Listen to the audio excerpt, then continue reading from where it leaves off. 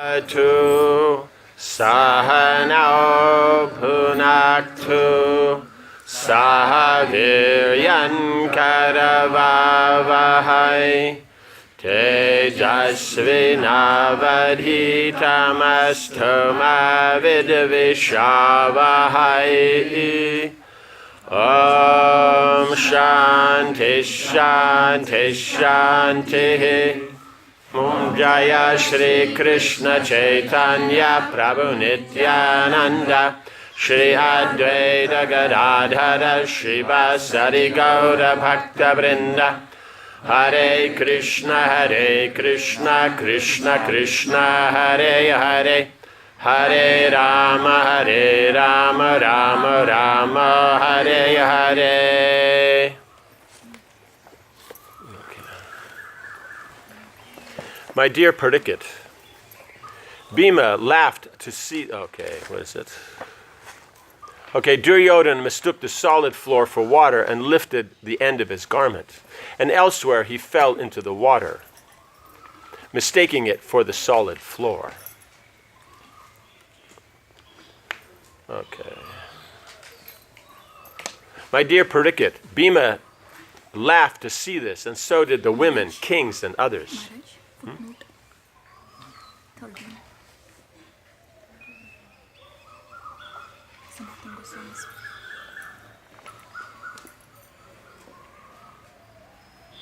Yudhishthira was always looking at Krishna, not fully satisfied.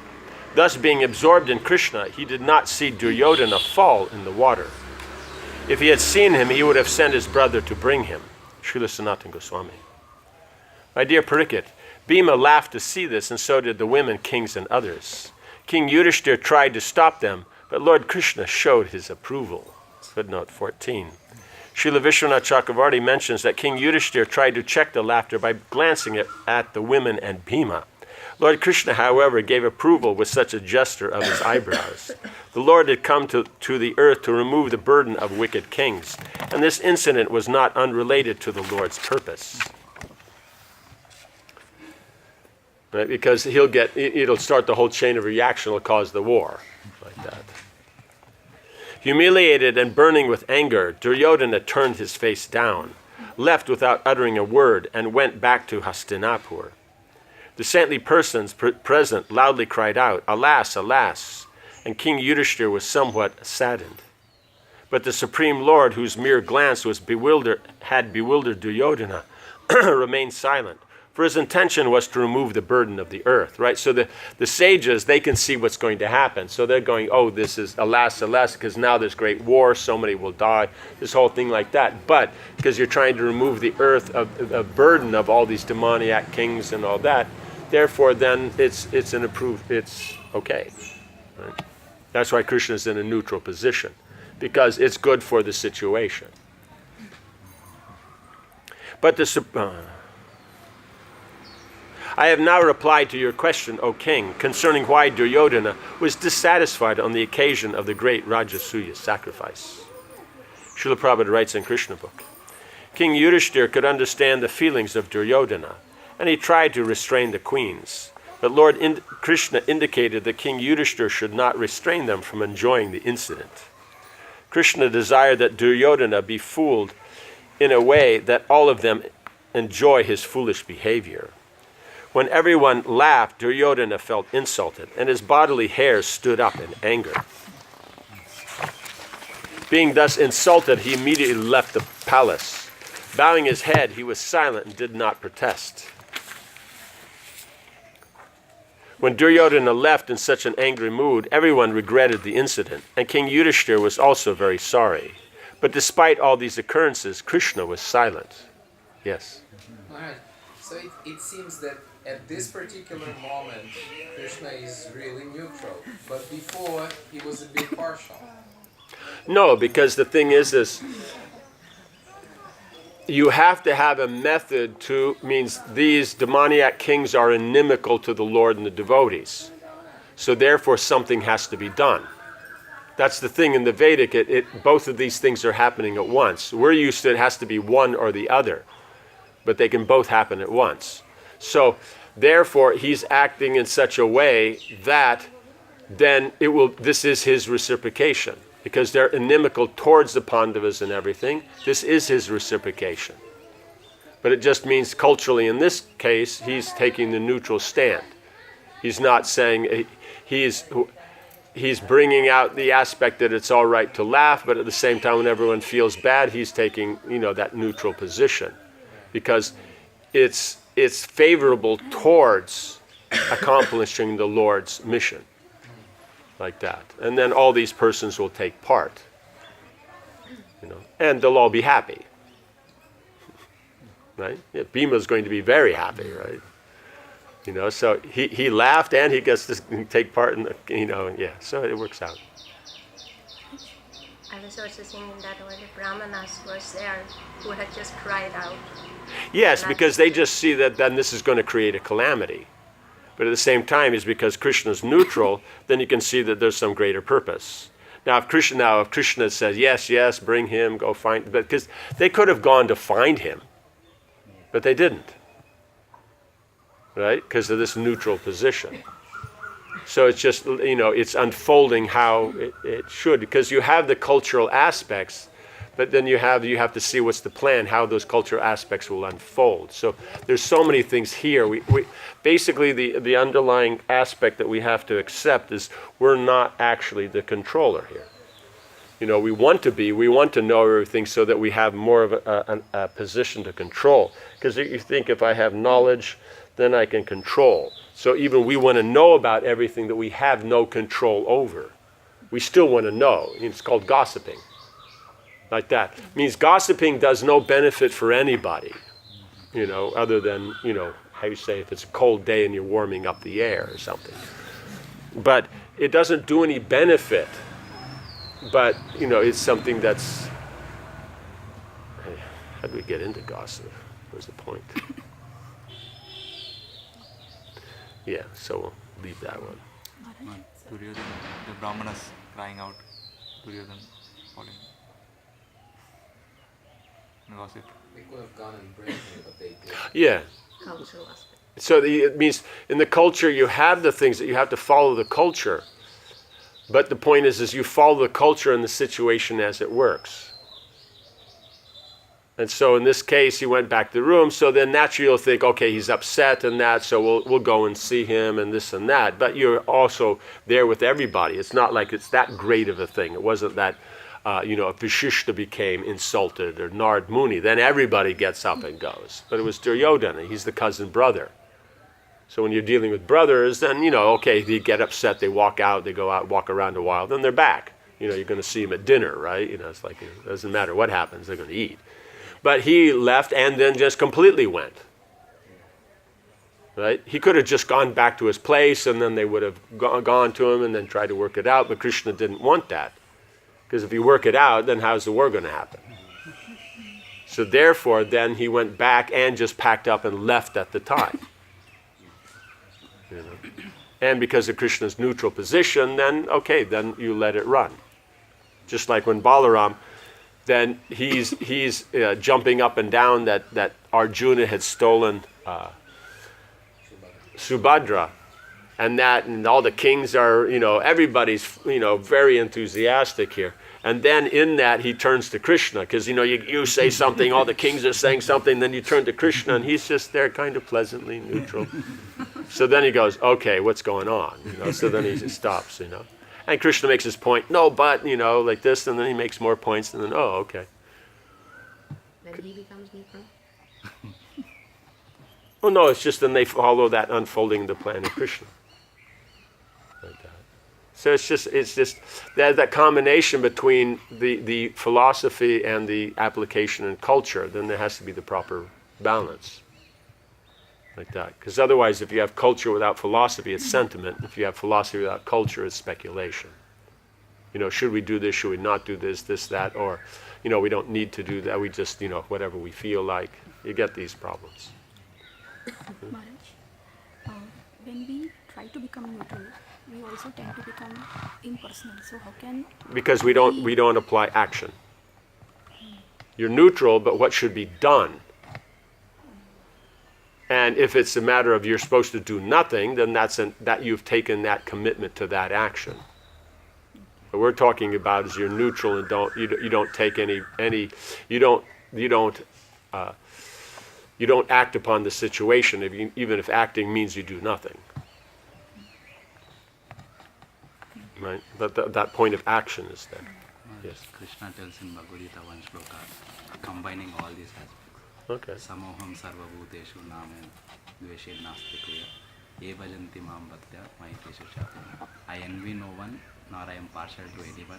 I am equal to all, but whoever renders service unto me, I am a friend of him, he is a friend of me. Yes, very good. Yes. So that's why it's thought that the demons think that Krishna favors the demigods.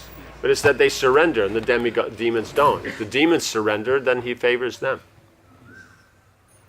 Right? Is that so that's the whole position. It's just as you surrender, he reciprocates. So that's the point. He's dynamic, but he's neutral, because it could be anything. Depending on how you approach, that's how he reciprocates. Yeah. Yeah, very good. Yes. This neutrality, it seems that it is like the basis of the relationship, spiritual relationship. Yeah, yes. Means the friendship is there, but it goes, that's the whole point is now if we take this of neutrality, what is the difficult part here? Means we're saying, oh, it's impersonal, you're not doing it, but what's the difficulty here? Why is it so elusive, this neutrality? Right? Because then you have to consider everyone else and the situation and who you are. While what we generally do is you have an opinion or that it's just your feelings, just what the mind throws up from samskars. It's like, what work did you do? Because the effect of the samskar, that feeling, is already come up from when you first, from when the sense brings it into the ears bring it into the mind. And then the mind then takes that and looks at the memory. And then you have a memory of that. I say, okay, someone should do this. And then you have a memory of that, and your memory of that, it was bad. So therefore, this whole discussion is bad. Rather than, no, you're talking about, showing it in a different light. You know what I'm saying? So that hasn't got to reasoning, because reasoning now is, now that I've got that, now to analyze that. So without analyzation, without reasoning, we're reacting. And then we're calling that being personal and, and all these kind of things. But actually the Vedic is that you use the reasonings involved. And so then it's a matter of my position. So in that, I can maintain that I'm the controller and enjoyer. I don't have to think whatever I feel and I'm the controller and enjoyer. Then that's easy. That anybody can do. The animals do that. But to be able to consider, okay, who am I dealing with? What's their feeling? What is their position that they're in now? What's any history that's there? What's the situation we're in? How can I, in this, with my nature in this situation, how should I act? What's the relationship? What should be done? So that means you have to think, you have to work, that's what we mean by it's active. It's a much more difficult position. So we remove that because I don't want to do it. Everybody else should, but I don't want to do it. So I'll have to work that in another way. Oh, you don't care, and then from another angle. You know what I'm saying? So that's the whole thing, is that all these underlying aspects just means we're not using our brain. That's why it's buddhi yoga. Buddhi yoga means we're using the intelligence. We're analyzing according to the standards given to us by Guru, Sadhu, and Shastra. Then we're looking. But otherwise, what is the samskar, how we react? Oh, why is that verse always saying, when it's talking about the soul, why is it always saying he? What about the women? What about the, transgender? What about, this, that, and after 1 hour of listing all the names. So what about all those? Yeah, we could put them all on there. Every time we use he, it would take up a whole page. So your 200-page book that you want to publish is going to be 5,000 pages, like that. So the whole point is that we could go up like that. But all it is that it's no. When you deal in a generic sense, you use the masculine. Which is not a strange thing, because as we get more sensitive about the masculine and feminine thing, then can girls coming up to a bunch of girls, or even a guy coming up to a bunch of girls, can you address that bunch of girls as guys?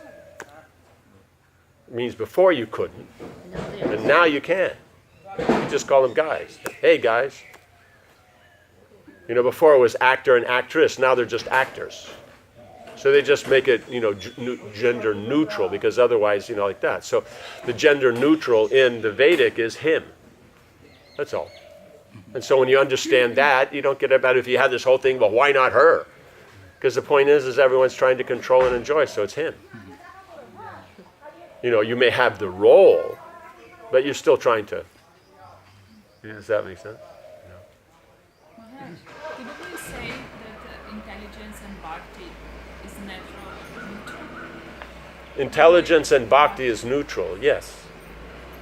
Like that. Though it's always, means the point is that intelligence is mechanically neutral, but bhakti means it's favorable to Krishna. But it means that still that we're going to work on the situation that we're in. Because when we say we're not neutral, means we have our own feelings, it's our own things. But bhakti means it's what's going on, how can that be used for Krishna? In other words, we're looking at how to deal with the energy. And so we're dealing with according to how it's appearing before us, and then we deal in that way. So that's always how you have to deal.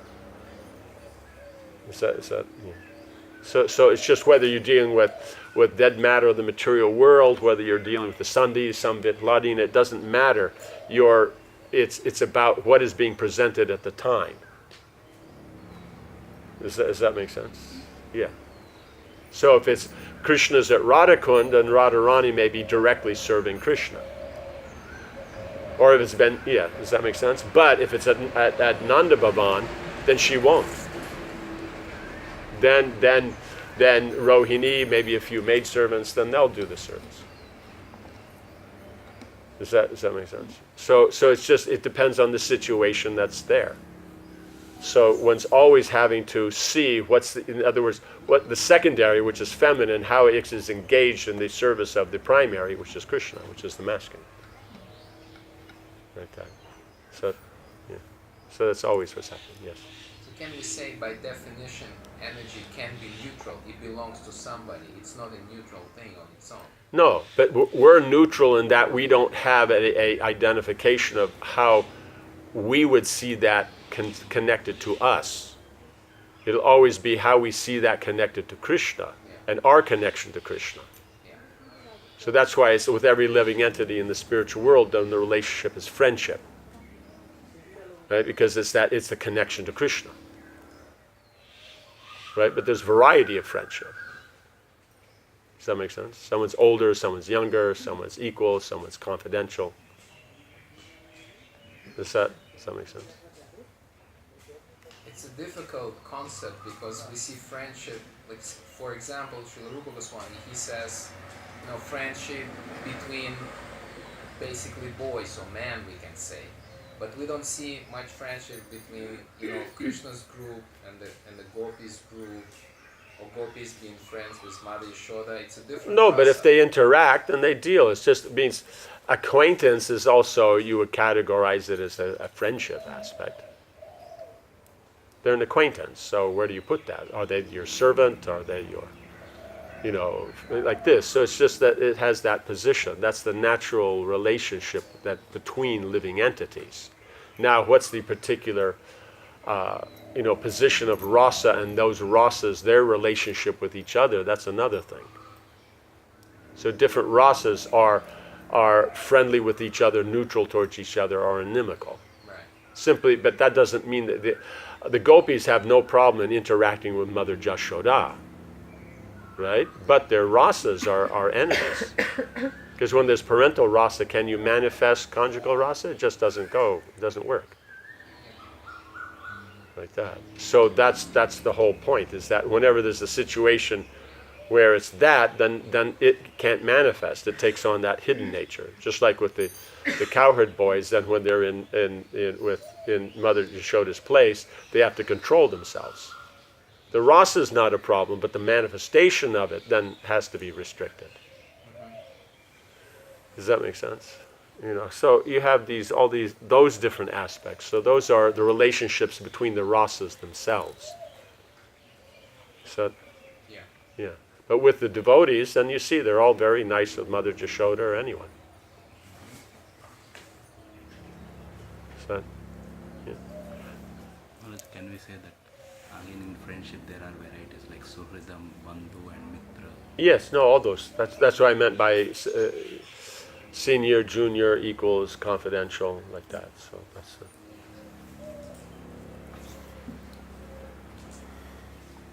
Maharaj, and can we say that when there is a friendship between senior and junior, then along with friendship there is a basic aspect of dasya also involved in that? Otherwise, The basic of dasya and junior means that it has that flavor. It's not that it's the basic. The basic is friendship. You have friendship, but then there'll be that element of dasya because they're a little junior. You can have dasya that has an element of friendship in it. Like that. You can have that. So you have these different things. It's just a matter of what's the basis.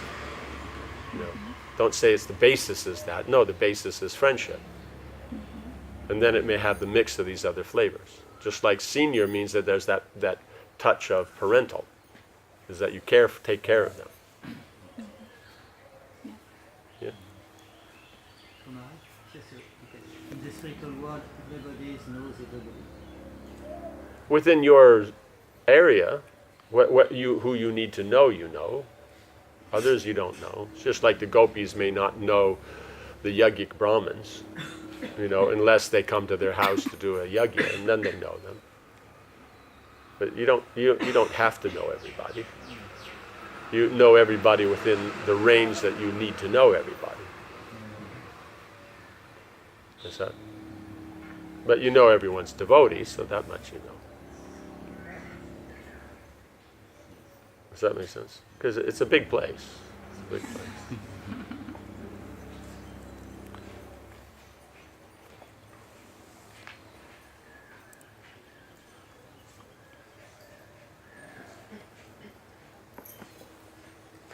Okay. When Duryodhana left in such an angry mood, everyone regretted this incident, and King Yudhishthira also was very sorry.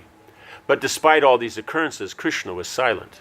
He did not say anything against or in favor of the incident.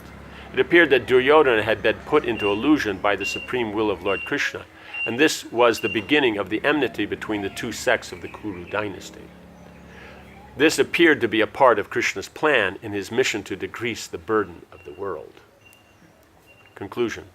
Only by the grace of Lord Krishna can one fulfill all his desires, and thus be freed from all anxieties. In the material world, everyone has a particular type of desire to be fulfilled, but one is never able to fulfill his desires to his full satisfaction. Especially those who are envious of the Lord and his devotees are plunged in an ocean of anxieties because of unfulfilled desires. But King Yudhishthira, because of his unflinching devotion to Krishna, could fulfill all his desires successfully by the performance of the Rajasuya sacrifice. From the description of the Rajasuya yagya, such a function appears to be a great ocean of opulent desires. Such an ocean is not possible for an ordinary man to cross. Nevertheless, by the grace of Lord Krishna, King Yudhishthira was able to cross it very easily, and thus he became freed from all anxieties, right? Because he's a devotee of Krishna, he's surrendered to Krishna. Right? Only by the grace of Krishna. So therefore it all worked out. While Duryodhana, he's family, he's part of the thing, everybody else is satisfied, he's not. Why? Because he doesn't connect it to Krishna. Because he doesn't connect it to Krishna, therefore he's not satisfied. Does that make sense? He can never be satisfied. Right? It doesn't matter how much he has, he's not satisfied. It's just like, look at Jarasandha. Okay? Now, for Jarasandha, he's enemies with Krishna. But is he willing to give them that what they ask for? Because he's more gracious. He's more cultured. Right? It doesn't mean it changes his stand on them being an enemy. And now, what's the position? Who in this particular situation is senior and who's junior? Jarasandha is senior because they've come to him and he is graciously giving. Right? It puts him in a senior position and he's happy with that. He'll take that. That he's superior to the three of them. Krishna, and that he's been fighting with them and all that, so he's been acknowledged. And then the Kurus and that they're the big have been emperors in the past, but now they're coming to him. That makes him bigger. It's like in the Gita when it mentions that the rich man, the devotee goes to the rich man, and so the rich man thinks, see, they're surrendered to God, but they come to me for money, so I'm superior to God. Right? So it works for them. But Duryodhana was so small-minded that they simply asked for 5 villages. Now, if he had given them 5 villages, they're already on the side. That they're just going to stick to their little villages. And he's the superior. He gave them. He's gracious. But he won't even give them enough, to stick a pin in. Like that. Half a pin? No. Just nothing. And so, therefore, then, because of that, demoniac nature is such, it utterly destroys him. And anybody connected with him. Like that. So, yeah. Maharaj, all of these desires that Yudhishthira had to fulfill here, is that because Krishna is he wanted to show Krishna's supremacy? Because the Pandavas, they were satisfied also by themselves in the forest, living simple. Yeah. But then these insurmountable desires that he had, was that coming But from if they're Krishna? sitting in the forest, how does that establish Krishna as the supreme personality, in the universe? Well, you see who was there was from the universe, right? So that's then it's there. He didn't come up with it. His father asked him to do it. And then he thought it was a good idea, because then he can establish Krishna's greatness. This kind of mentality is always a problem when somebody has too much air of his ego and Yes. so I can see that actually this helps separate the personalities with different mentalities. Yes. Because divine and demoniac is a mentality. It's not necessarily how you're situated. Like Prahlad Maharaj is king of the demons, but it doesn't mean that he's got a demoniac mentality. Does that make sense? And as a devotee, he's unaffected by them. Because I know devotees, they use kind of this technique. They just poke in this position in a jolly mood or kind of make. You mean poke at it? Yes. Yeah, because that's that you might do with friends or someone you know. If you don't know them, you don't do that. Okay. It's only for friends. Because the thing is then they'll poke back. Don't worry. No, but the problem is that they become insulted actually. Then don't poke. That's it. It means the standard is don't disturb the minds of the ignorant. It means if it's situations where you have to act, it's your duty, and they get disturbed, you can do nothing about that. But you don't make the endeavor to disturb them. Right? In other words, you don't act in a way that they will become disturbed. You perform your duties, and if they become disturbed by that you have no control over. So there's a difference. If in doing your duties and you do something that's proper and all that, and they would actually prefer it done in another way that's improper, then that way they get upset. There's nothing you can do. But to just, unprovoked to poke them, then, it always escalates.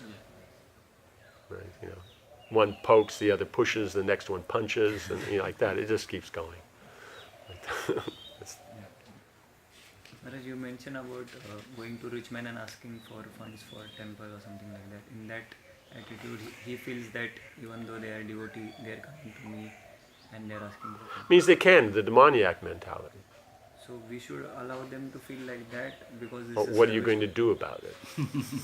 means we can preach that this is service to Krishna and Krishna has given you all these things, so you can contribute. Yeah, but you just have to do it in such a way that it works. Now, if he hears that philosophy and rejects giving a donation, So focus should be on that. He should give donation. means point is why the donation?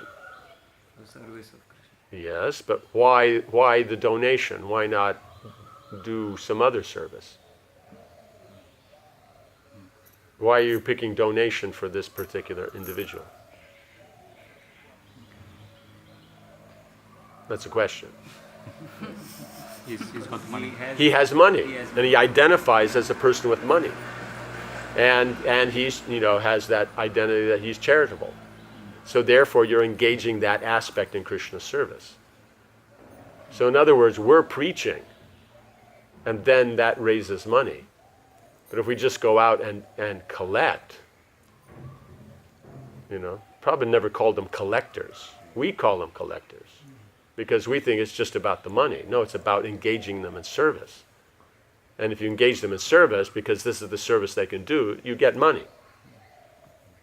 So that makes a difference on how you approach, how you do. In other words, you will try to put in as much Krishna consciousness as you can. Now, if you just take it as collection, you can't talk anything because he may not give. So yeah, you collected money, and he's engaged, but you could have engaged him more by hearing how much of the philosophy and culture that he'll appreciate and stopping there. And getting the donation, because then next time he can go a little further, because he gets purified, now he can hear more philosophy. But he gave a donation, he's got purified, but you're not going to tell him any philosophy, because you don't want to ruin the chance of a donation. So then after how long, then he goes and starts giving to something else, because they will talk to him, and they will inspire him, and they will do all those things. You know what I'm saying? It's just like, if you're, does that make sense? So that's the whole point, is it has to be in such a way that it's preaching. Money comes because they appreciate what you're doing, so therefore they give a donation. So it's not fundraising. It's that you may use techniques of that, but it's not fundraising. You're preaching, and that just happens to be because you're working in the area of money. That's just how money works. That itself will purify him. Yeah. No, but it's not that he doesn't give a donation. It's that they both go together. But the point is it's preaching. Like that. So, Like Tamal Krishna Maharaj reported that the Dai Nippon Executive Board, in that whole discussion, 80% was Srila Prabhupada talking Krishna Katha and preaching, and only 20% was the real deal. yeah. So if they can listen and they're like that, then that's great. Point is because they're only going to about the money. Then if they have to sit there and listen to all this Krishna Katha, they'll do it, But they get the benefit. So that's the whole thing, is that you see Prabhupada, we just say that he's preaching. But in his preaching, did he not open 108 temples? Didn't you make thousands of devotees? Didn't you have influence in so many ways? Was there not money? Was there not so many things happening? So all this happened just on its own, by magic? So that's the point. It's through preaching it happened. But we think it's by the mechanics, that's what's going to make it happen. No, it's the preaching is going to make it happen. Because if it comes to mechanics, we may not have the skill for those mechanics. But as a preacher, we do. It's like you take somebody from, just say, you just take a devotee, and he's out on one of these, collections, like that. So from his background and his karma, would he ever be able to go out into his own community and raise money? No. Never. Right? Means if he came from one of those, that kind of background like that, they're always giving in charity, and they're always talking to each other about that, and they find a charity that's good because they always give in charity. So you have to pick some charity, and then you found a charity that you really believe in, so then you may tell your friends that, you're giving in charity anyway, so give to these guys. But you're already giving in charity, you're in that. We're talking about, you're not in that group, so why would they listen to you? It's only because of being a devotee. It's only because of devotional service. We're thinking, it's because I'm so expert at collecting. No, it's because it's devotional service. You wouldn't collect a paisa. I mean, literally. Oh, you might get a few paisa if you stood on the road there and like that, but no guarantee. So that's the whole point, is that it's devotion. So when we just see it in its pure state, then it works better. It's just like, we won't get, we'll let everybody connect the dots. We'll stop right there. Okay?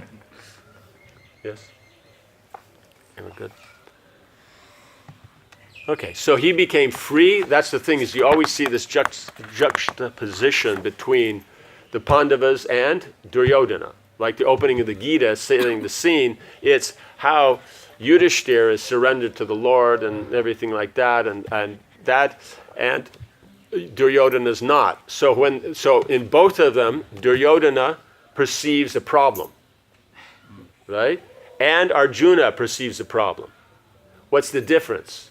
One of them, Arjuna surrenders, while Duryodhana just makes some new plans and politics and all that. So that's the difference. So here again you see the same difference. Gets a system. Huh? Gets a system. Yes, he gets a system. So then you're saying that the origin of systems is coming from Duryodhana. Oh, okay. Yeah. And the problem is when we have the two mentalities inside the same person. Yes, so the point is that whichever is cultivated, then you'll want to do more of that. So if you cultivate the spiritual, you want to do more of that. You do cultivate the material, you want to do more. So but by the spiritual being stronger, by that being there, it will eventually, you'll get purified, and then your taste will change, and then it will go. So that's why you always have to have the one, right? That's why we say mixed devotional service. We don't just say mixed. Yeah. Chapter 76, the battle between Salva and the Vrishnis. Pratigya. The heroes of the Yadu dynasty were determined either to die on the battlefield or to gain victory. Adhyaya Prakashika. This chapter relates how the demon Shalva, acquired a huge and terrifying airship, how he used it to attack the Vrishnis in Dwarka, and how Lord Pradyumna was taken from the battlefield during the fighting that ensued. Yeah, they either fly in the air or go into the water. You never see a battleship, right? Shalva was one of the kings who had been defeated at the time of Rukmini Devi's marriage. Having vowed then that he would rid the earth of all the Yadavas, he began, see, that's the problem with attachment, right? He began worshiping Lord Shiva each day by eating only a palmful of dust. Only. It's a lot of dust. After a year had passed, Lord Shiva appeared before Shalva and asked him to choose a benediction. Shalva begged for a flying machine that could go anywhere, and that would strike terror into the hearts of demigods, demons, and humans alike. Lord Shiva granted this request and had Mayadanava construct for Shalva a flying iron city named Shalva. Shalva took this vehicle to Dwarka, where he and his huge army laid siege to the city. From his airplane, Shalva bombarded Dwarka with tree trunks, boulders, and other missiles, and he produced a mighty whirlwind that obscured everything with dust. When Pradyumna, Satyaki, and the other Yadu heroes saw the plight of Dwarka and her residents, they went out to do battle with Shalva's forces.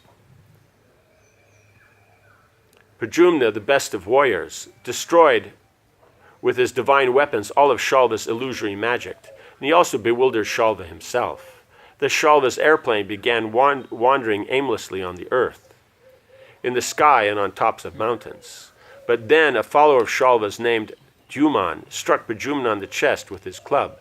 Thereupon Pradyumna's chariot driver, thinking his master seriously injured, carried him from the battlefield. But Pradyumna quickly regained consciousness and simply criticized his driver for doing this. Shlokanusharana. Summary of verses 1 to 7. Shalva attains an iron airship as a boon from Lord Shiva. 8 to 25. Shalva besieges Dwarka. 26 to 33. Pradyumna removed from the battlefield. 1 to 7. Shalva obtains an iron airship as a boon from Lord Shiva. Sukadeva Goswami said, "Now please hear, O king, another wondrous deed performed by Lord Krishna, who appeared in his human-like body to enjoy transcendental pastimes. Hear how he killed the master of Shobha. Shalva was a friend of Shishupal's. When he attended the wedding of Rukmini, the Yadu warriors defeated him in battle along with Jarasandha and the other kings." Footnote 15. Srila Sanatana Goswami points out that Shalva had more hatred for the Lord than Jarasandha. Right? Because you can see, like, he's not going to give any space. Well, Jarasandha will do as long as it puts him in the superior position. Like that. So you can see Shalva swore in the presence of all the kings, "I shall rid the earth of the Yadavas. Just see my prowess." We see Rukmini did that also, and it didn't work out so great, Having thus made his vow, the foolish king proceeded to worship Lord Pashupati, Shiva, as his deity by eating a handful of dust each day and nothing more. Srila Jiva Goswami comments, "He made this promise because he was foolish, with no intelligence, since it was impossible to kill them. He then worshipped Shiva because he was his family deity, the master of people who were like animals, such as Salva, and who could fulfill his desires. He should enjoy happiness. His vow was quite suitable. Eating dust, it was ridiculous." Like that, you do that to please Lord Shiva, Why not? It's like, what was it? Banasura would sing songs, use 1,000 arms to play musical instruments and sing, and, like that, make something nice,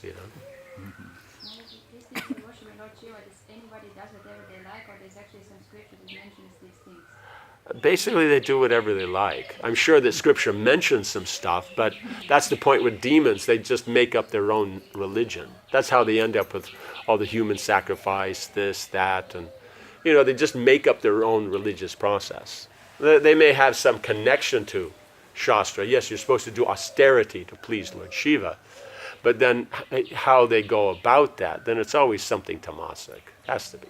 Otherwise, why would they be demons? They do something nice. Right? You see so many other persons sit down. Who is it? Yeah, Draupadi in the previous life. Then she also worshipped Lord Shiva. But was he eating, a palm full of dust or that? No, she just sat down in meditation. And by that, then he became pleased. So it's you don't have to do it in this tamasic way. The point is it's always about him. Who was that other one? He cut off bits of his body and throw it in the fire. Like that, and so then, as Lord Shiva just comes because of his compassion, because...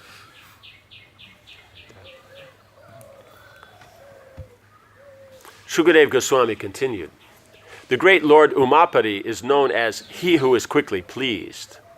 Yet only at the end of a year did he gratify Shalva, who had approached him for shelter by offering him a choice of benedictions." Srila Jiva Goswami explains, "Shiva appeared because he knew Shalva's benediction would fail. He was the master of Uma, whose portion was Maya. It was better if Shiva did not come. Shalva was surrendered. If he did not respond, people of this world would think that Shiva ignored those who surrendered. Generally, as lord of the animals, he hides himself by living in places for burning bodies and associated with its residents, or appearing as Durvasa along with Dattatreya. It is not proper that Shiva encourage persons opposed to the Lord and increase their powers. He actually gave the benediction because the Lord had a great desire to fight. And they'll fail. Right? Anything you take up against the Lord will fail. So, like that. Yes? Is this all happening while Krishna is away from Dwarka? Yes. That's why you don't see at this point. He was in Indraprastha. Sorry? In Rajasuya Yajna. He's at the Rajasuya. Oh. Yeah. And then, so then... Yeah.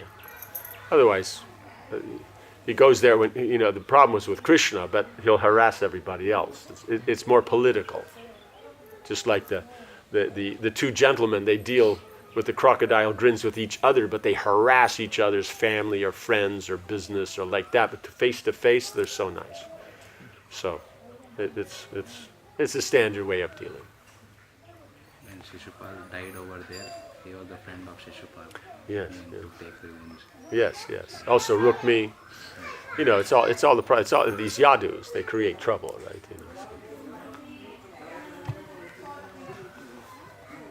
Sukadeva Goswami continued. Shalva chose a vehicle that could be destroyed by neither demigods, demons, humans, Gandharvas, Uragas, nor Rakshasas, that could travel anywhere he wished to go, and that would terrify the Vrishnis. Footnote 16.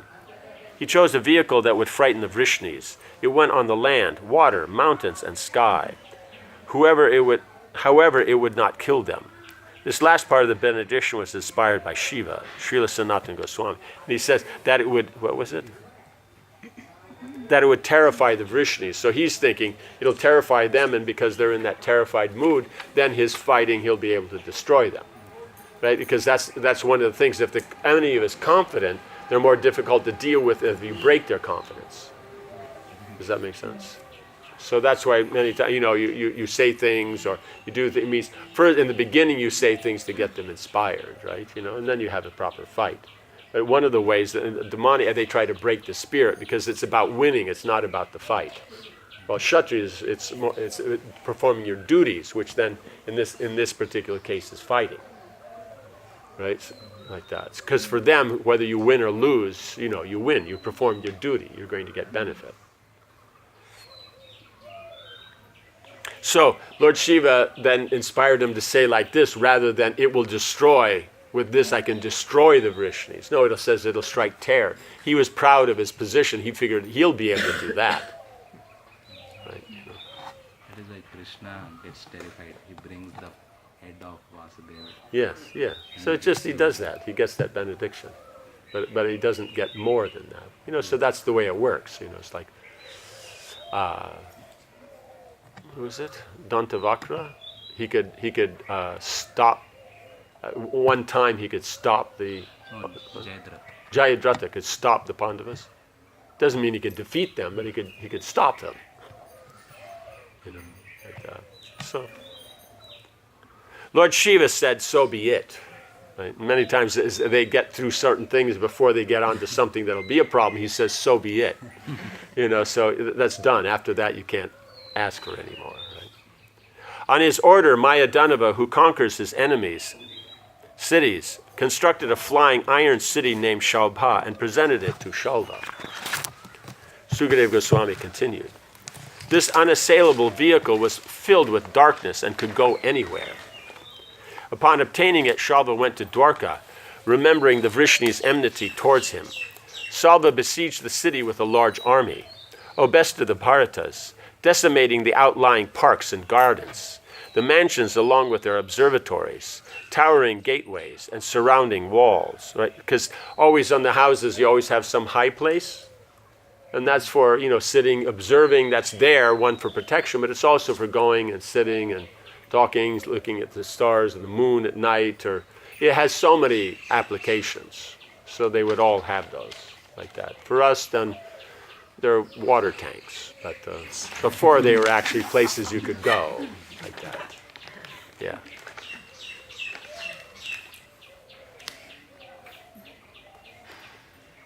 Okay, along with their observatories, towering gateways, and surrounding walls, and also the public recreational areas.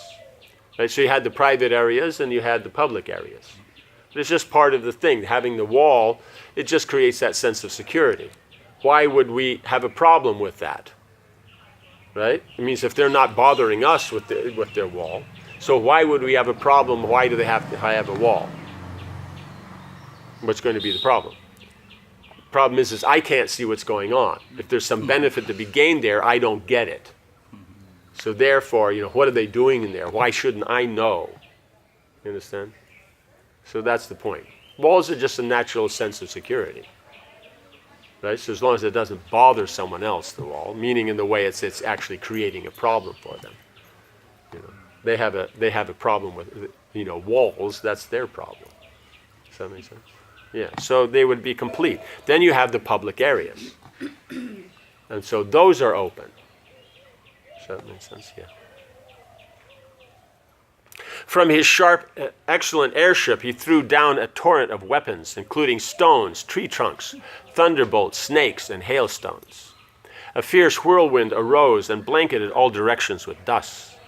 Thus terribly tormented by the airship Shobha, Lord Krishna's city had no peace. O king, just as the earth, when it was attacked by the 3 aerial cities of the demons, seeing his subjects so harassed, the glorious and heroic Lord Pradyumna told them, "Do not fear," and mounted his chariot. Srila Vishwanath Chakravarti Thakur comments, though Balaram wanted to go out and fight, Pradyumna said, "We will kill Shalva. You should remain inside comfortably."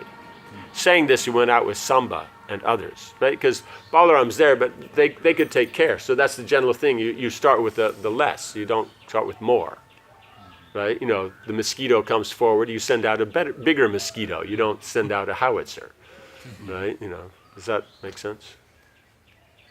No? You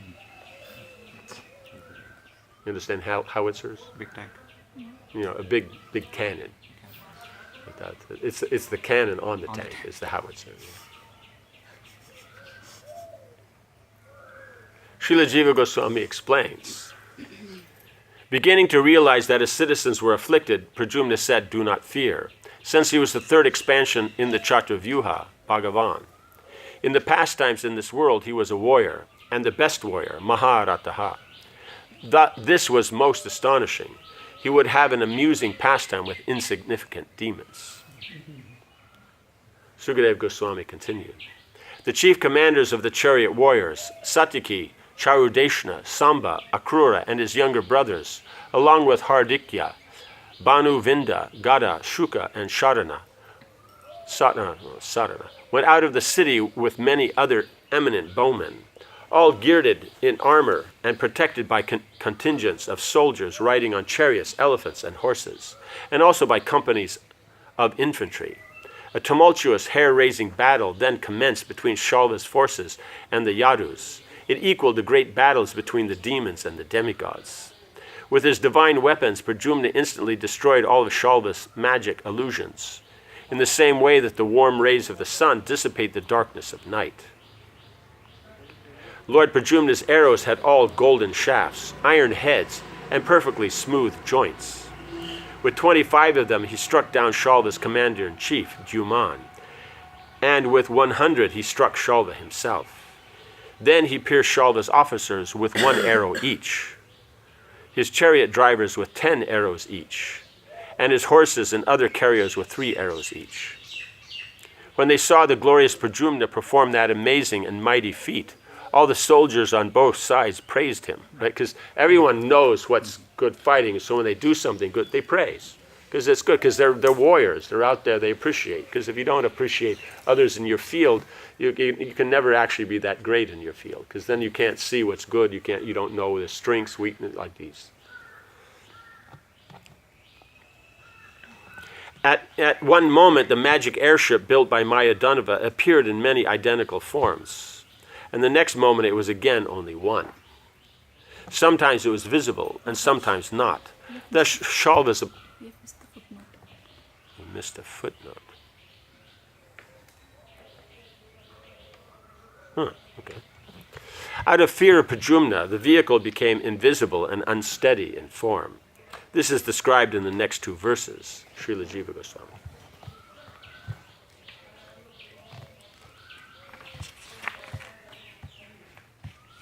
Thus Shalva's opponents could never be sure where it was. From one moment to the next, the Shalva airship appeared on the earth, in the sky, on a mountain peak, or in the water. Like a whirling, flaming baton, it never remained in any one place. Wherever Shalva would appear with his Shalva ship and his army, there the Yadu commanders would shoot their arrows. Shalva became bewildered upon seeing his army and aerial city thus harassed by his enemy arrows. He didn't say that it could be unharassed, undefeatable. That's why then by Lord Shiva's arrangement, he didn't ask for any of these things. And he said, so be it, when, it was basically complete in his mind. Okay, he was bewildered, upon seeing his army in an aerial city, which thus harassed by his enemies' arrows, which struck like fire and the sun, and were as intolerable as snake venom. Footnote 18.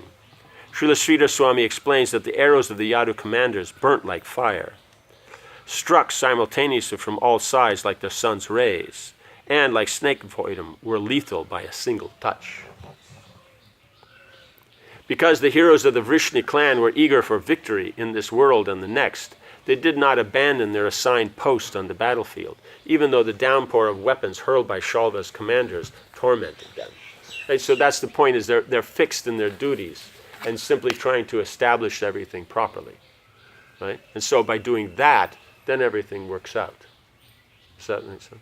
So that's the whole point, is that's there. So when we have that determination to do our particular duties to please Krishna, then that's how everything works nicely. It's that determination that pleases Krishna. It's not the mechanics of the duty. It's the determination to do them and to do them to please Krishna. So it's because it's pleasing Krishna, and then one's determined to do that, then there's the particular knowledge and skill. Does that make sense? Yeah. So in other words, action, the most important thing of the action is the mood in which it's performed. Right? So we see that mood aspect is common. Because it means you have the knowledge, but you have to have the proper mood and how to apply it. And in applying it, you have to use that proper mood also. And that proper mood, that's going to affect your understanding and appreciation of the goal or results. Can you say that the mood is the main thing for everything? Also for, Means in the mechanical application, yeah, it's the central point. It's where you start. It means if you don't have all four aspects, it won't happen. But the point is if you want to start somewhere, you start with the mood. Just like, okay, I want to correct the consciousness. Where do I start? With identity. Right? If I try to just control the mind, control the sense, that won't work. I start with the identity. Because I act according to my identity. I change the identity, I change how I act.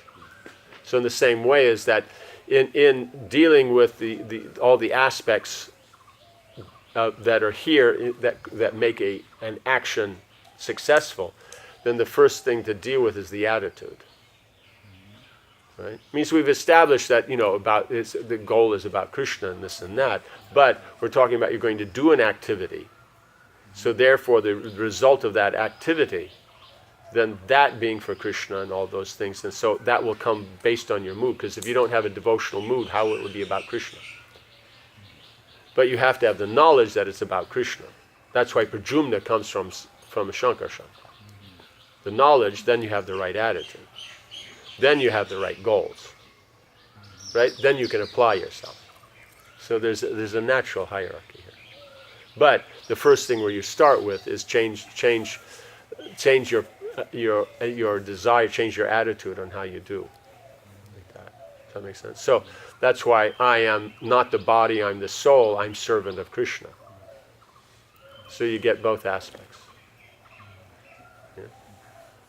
In working for this identity, for improving consciousness, most of the time it works, but some situations overpower that, or sometimes we want to forget that identity as servant just to enjoy the environment. Yes, but as we will be frustrated, no?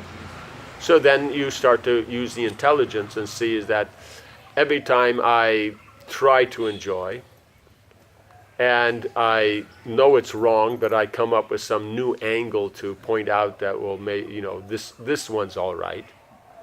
That at some point you understand that the overall principle is wrong, so no amount of unlimited variety will ever make it valuable. So then you start to use intelligence, you start to give it up. Right? And so that giving it up may be effective right from there and you never have problem again. Nice, but otherwise it may be you have that determination, then the problem comes up again, but then you again deal with it. But the point is, the sense you have dealt in a proper way, then gradually it will improve. Does that make sense? Because light always has more influence than darkness. Like that. We're attached to darkness, therefore we attribute darkness with such power. But actually it doesn't have any power before light. That's why we say, just the Chandala chanting one name of Krishna is freed of all sin. And if we're situated in the light, then we will appreciate that. But if we have an attachment for the darkness, then we'll say, no, that can't be true. That's okay, that's a pure name, we'll do that. But he's not pure, and he's not chanting the pure name, so it doesn't apply.